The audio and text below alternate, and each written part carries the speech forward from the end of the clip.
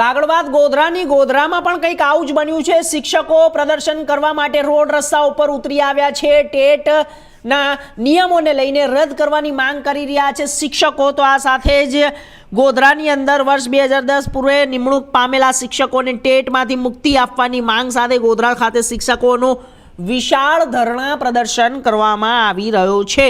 અને આ સાથે જ 1000થી વધુ શિક્ષકો જોડાતા શિક્ષકોની એકતાનું શક્તિ પ્રદર્શન જોવા મળ્યું છે. આંદોલન દરમિયાન શિક્ષકોએ વર્ષો સુધી સેવા આપતા શિક્ષકોને ટેટ પરીક્ષામાંથી ફરજમાંથી મુક્તિ આપવાની માંગ ઉઠાવી હતી.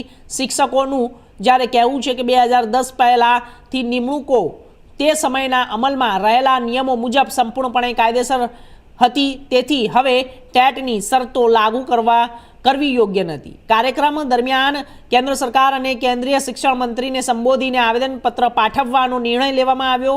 શિક્ષકોનો હક અને ન્યાય માટે મોટી સંખ્યામાં શિક્ષકો ઉપસ્થિત રહ્યા હતા.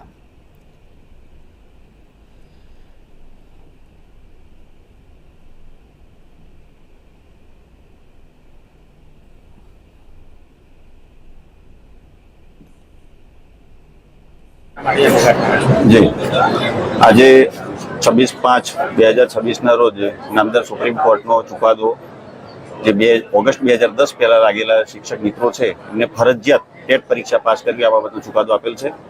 નામદાર કોર્ટનું આપણે સન્માન કરીએ છીએ, પરંતુ જે વર્ષોથી શિક્ષકો આ સેવાની અંદર જોડાયેલા છે, પોતાનું કાર્ય સારી રીતે કરી રહ્યા છે, રાષ્ટ્ર નિર્માણનું કાર્ય કરી રહ્યા છે, અને જ્યારે આટલી વર્ષોની નોકરી બાદ એમને પરીક્ષા આપવાની આવે એ સુસંગત નથી. એટલા માટે આજે પંચમહાલ જિલ્લા ખાતે માનનીય વડાપ્રધાન શ્રી અને કેન્દ્રીય શિક્ષણ મંત્રી શ્રીને સંબોધીને આવેદનપત્ર આપવા માટેનો એક ધરણા અને આવેદનપત્ર આપવાનો કાર્યક્રમ રાખેલો છે.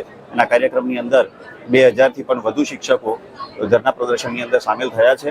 ત્યારે અમે આ ધરણા આખા ગુજરાતની અંદર 18 તારીખે અખિલ ભારતીય રાષ્ટ્રીય શૈક્ષિક મહાસંઘ દ્વારા ધરણાનો કાર્યક્રમ રાખેલો છે.